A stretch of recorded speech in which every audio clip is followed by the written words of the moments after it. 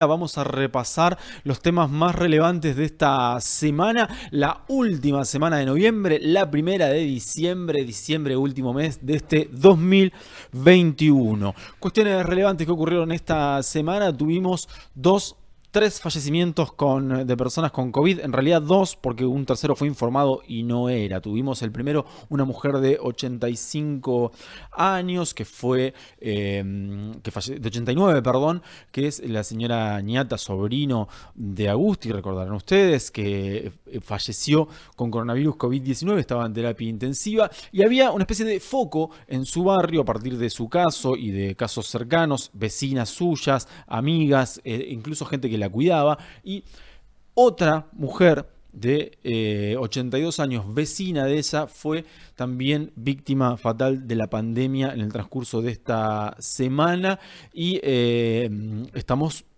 diciendo que para los números oficiales de la municipalidad, de la Secretaría de Salud, son 240 los fallecidos con COVID. Recordemos que no están contando con los criterios que contaban antes. Tenemos dos personas que murieron asesinadas pero tenían COVID. Digamos, no es que mueren por COVID, pero sí murieron con COVID después de todo. De la misma manera, una persona que tuvo un accidente y que cuando ingresó al hospital después del accidente en la ambulancia detectaron que tenía COVID y también falleció. Estoy hablando del señor Kovac. Y después dos casos que fueron raros porque eran como considerados post-COVID, pero también antes se contaba de los post-COVID como con COVID y ahora no. En fin, son 5 fallecidos más que nosotros contabilizamos y que la Secretaría de Salud no los cuenta como COVID. Y el caso de Robinson Cerdá, este vecino de Río Tala, muy conocido, el dueño del bar de Chinchín, que ahí vemos en pantalla, que tenía 75 años, según informó la familia y según está en el parte de la casa velatoria. 72 informó la municipalidad lo informó como fallecido con COVID, pero en realidad le había dado negativo. ¿Qué pasó? El domingo se descompuso, tuvo una especie de principio de ACV, dijo su pareja María Inés en la semana. Alrededor de las 3:30, 4 de la tarde lo trasladaron en ambulancia a San Pedro, a Cerdá, ingresó por la guardia del servicio de emergencias y pasó a terapia intensiva. El lunes fue informado como entre los pacientes con COVID que estaban internados en terapia intensiva. El miércoles apareció en el parte como fallecido con COVID. El jueves su pareja dijo, él no tenía COVID, sufría ACV, tuvo un paro cardiorrespiratorio, tenía una neumonía, pero el test le había dado negativo, le iban a hacer el otro análisis y no se lo hicieron, nunca nos dijeron que tenía COVID.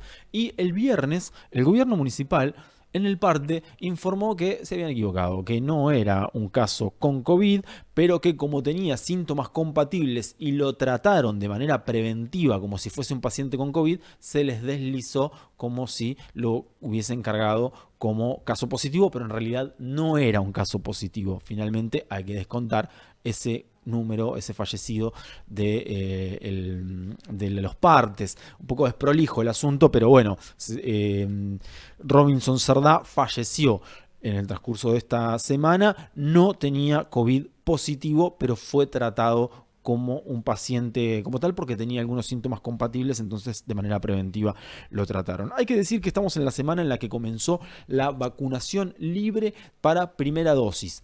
Cualquier bonaerense mayor de 3 años puede ir al vacunatorio a aplicarse la vacuna de manera libre en cualquier momento en los horarios que funciona el vacunatorio, por supuesto.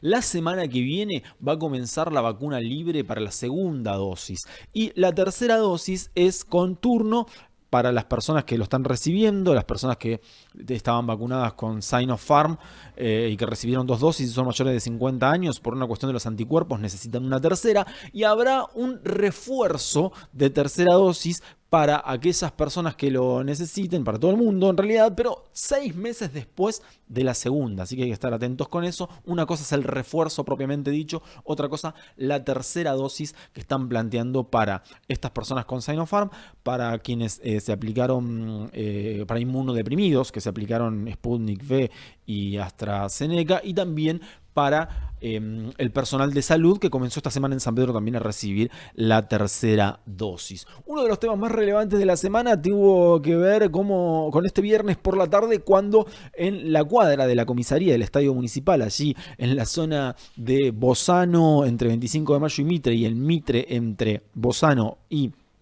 Caroni, apareció ese agua que ustedes están viendo en pantalla, que es se rompió un caño nada menos que en el tanque Copa, y comenzó a fluir el agua de manera impresionante, inundó la calle y bueno, la tarea en principio fue detectar cuál era la falla, dónde se había roto el caño dentro del tanque, si era un caño que subía, que bajaba, y finalmente el personal de obras públicas, de servicios públicos y de obras sanitarias trabajó en el lugar. La situación fue que tuvieron que detener el funcionamiento de 7 bombas, por lo tanto buena parte de la ciudad quedó sin agua. Las tareas se desarrollaban para reponer el servicio, pidieron no derrochar, tener paciencia. Impresionante la situación en el momento en el que se dio. Esto fue en el tanque Copa, todos saben, ahí enfrente de la comisaría, enfrente del estadio, en ese predio municipal donde funciona el polo de justicia, el polo de seguridad, ¿no? Uno de los temas relevantes también tuvo que ver con, ocurrió el fin de semana, el viernes, fue una de las últimas noticias que La Opinión reveló de manera exclusiva, y tiene que ver con la separación preventiva del cargo de Lucrecia del Pozo, la directora de la escuela número 6, que ahí vemos en pantalla en un momento en el que estuvo haciendo campaña cuando fue precandidata a diputada nacional por el Partido Celeste Provida. Del Pozo fue separada de su cargo de manera transitoria, es decir, no va a estar al frente y va a estar, no va a trabajar, en la medida en que, a raíz del caso que conocimos como el bullying al chico de 10 años que le hacían sus compañeros por pintarse las uñas, por asistir con las uñas pintadas a la escuela, sufrió bullying, no hubo respuesta por parte de las autoridades. La escuela dispuso que, atención, quedaba prohibido pintarse las uñas. O sea, la respuesta de la escuela fue prohibir pintarse las uñas, prohibirle a los chicos que asistan con las uñas pintadas para evitar que sus compañeros le hagan bullying. O sea, la única manera fue prohibirle la situación. Y la respuesta que dieron las inspectoras de rama fue, bueno, que no vaya más a la escuela 6 y que elija otra escuela y nos sacamos el problema. Bueno, eso generó una situación muy complicada. La familia se quejó, lo expuso aquí en Sin Galera, lo expuso ante La Opinión, y eso, al tomar estado público, movió la anquilosada estructura del sistema educativo y promovieron lo que se llama la instancia presumarial. En el estatuto docente se llama investigación simple, pero es el comienzo del proceso investigativo, la instancia en la que se inicia un presumario donde se va a sustanciar una investigación que va a derivar seguramente en un sumario administrativo y eventualmente en sanciones o no, digamos, en atribución o en deslindar responsabilidades a la directora Lucrecia del Pozo, que fue separada preventivamente de su cargo. La escuela quedó bajo la conducción de la vicedirectora, que es Jacquelina Mick. Esta semana volvió a funcionar el tránsito más o menos normal en la ruta 1001. Vieron que desde el 16 de noviembre, desde ese martes, estaba ahí cortado y pusieron los desvíos, y después vino el temporal y la lluvia y no se podía ir por el camino rural, había que usar solo la 191. Bueno, abrieron el tránsito. Todo un asunto que hayan abierto el tránsito, porque claro, abrieron el tránsito por una cuestión bastante obvia, que es la gente de Río Tala y la gente que vive en esa zona tenía que dar toda una vuelta enorme para llegar a San Pedro. Entonces, construida la alcantarilla, digamos, de la obra, mientras terminan de emparejar y de finalizar la obra del todo, habilitaron parcialmente. Pero ¿qué pasó? Todo el mundo empezó a salir por ahí, a pesar de que les dicen, che, hay que ir por la ruta 191. Esto es para la gente que vive ahí en la zona, para quienes no pueden evitar o les resulta muchísimo más cómodo por una cuestión de proximidad ir por la ruta 1001 en vez de ir por la 191. Lo que pasa es que además de los vehículos y de las motos y qué sé yo, también están pasando los camiones areneros cargados salen por ahí provocando demoras y todo demás, en lugar de ir por la 191, que es por donde se supone que tienen que ir.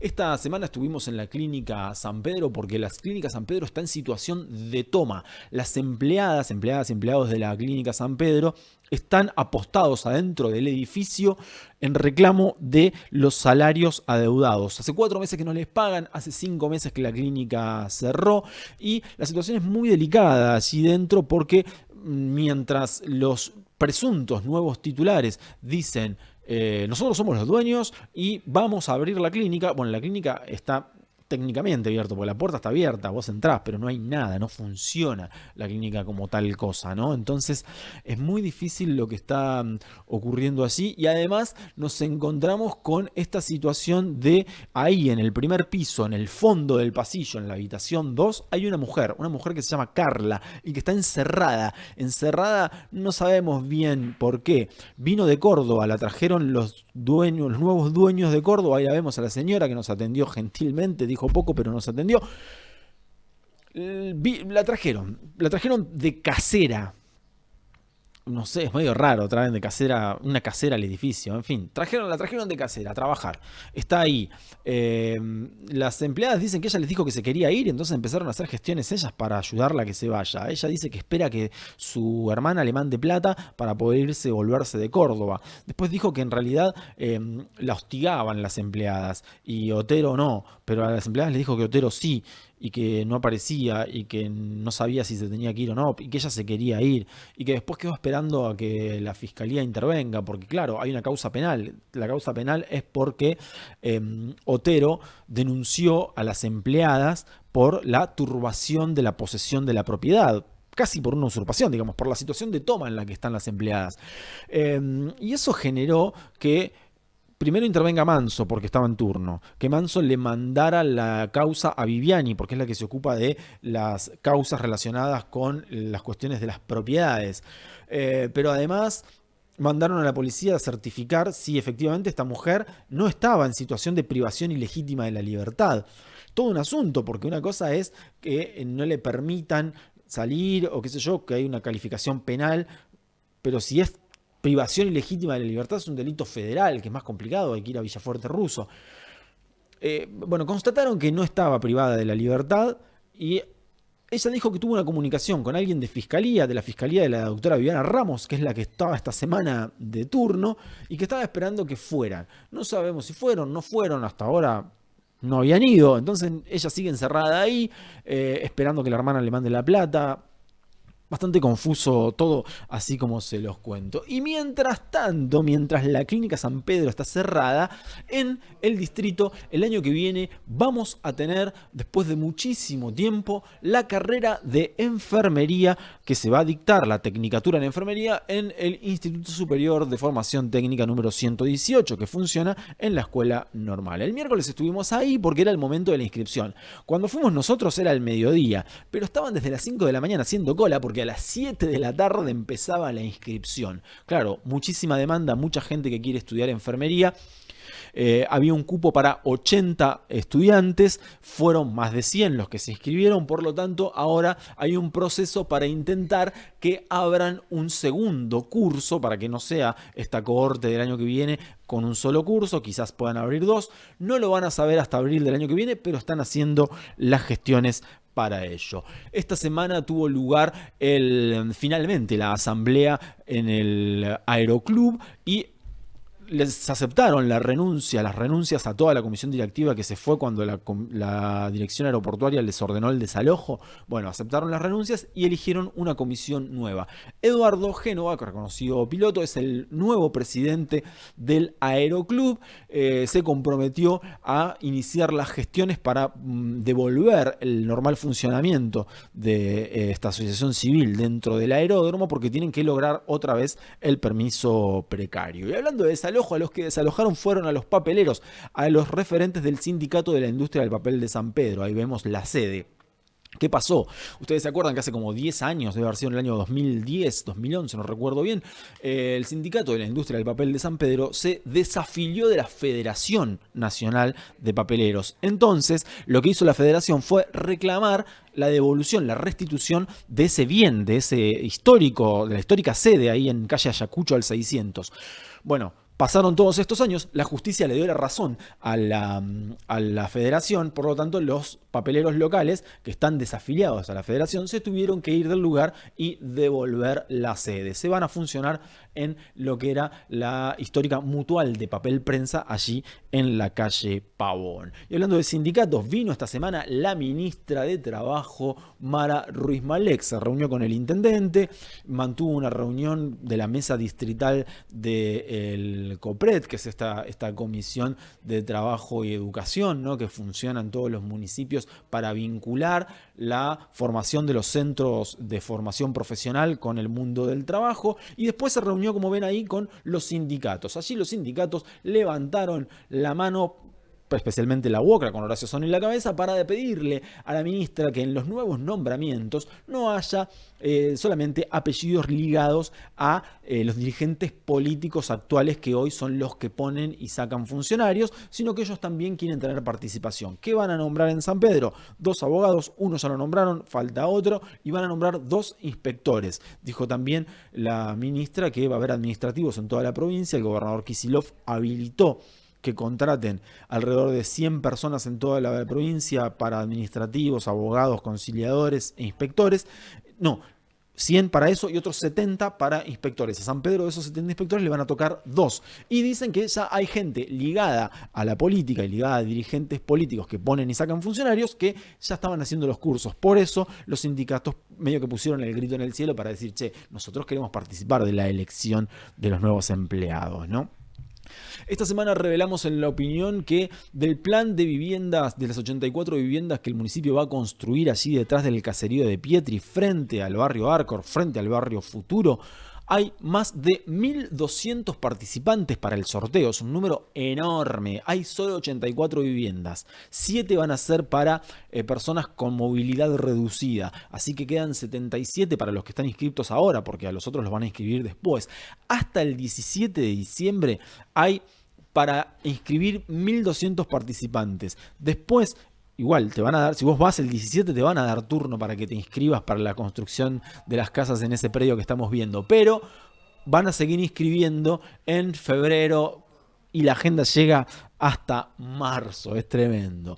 Tuvimos que relatar esta semana una noticia realmente muy triste, la tragedia del fallecimiento de un chico de 25, 26 años, Franco Rodríguez, mecánico de profesión. Hace 2 semanas había empezado a trabajar en un trabajo nuevo, en un taller mecánico relacionado con el tema de los camiones, y fue convocado ahí a donde estamos viendo, a la zona de la Valle al 1100, para que vaya a solucionar un problema que tenía un camión que habían comprado sus jefes, sus patrones, ¿no? Y que necesitaban ponerlo en marcha. Él fue a hacer ese trabajo desde abajo del camión, logró ponerlo en marcha, pero el camión estaba en cambio. Eso significa que el motor se movió, hizo mover al camión, el camión avanzó y lo aplastó, lo arrolló, murió en el acto. Franco Rodríguez, 25, 26 años, una cosa, la verdad, tristísima, tremenda, la que nos tocó relatar esta semana desde allí, desde el lugar de los hechos, con la congoja de los familiares y de los vecinos y de los amigos de este pibe que había ido a cumplir con un mandato laboral, fue a trabajar como todos los días, y se encontró con esta problemática, ¿no? Logró cumplir con su trabajo, que era poner en marcha el camión, pero el camión estaba en cambio y lo terminó aplastando. Y otro accidente que hubo allí en esa zona cerca también, que fue en Benefactora San Pedrinas y Nieto de Torres, fue noticia en la semana porque un muchacho de 19 años que iba en una moto haciendo wheelie en una motocross, chocó a una mamá que iba con 2 niños, con un niño y una niña, en moto también.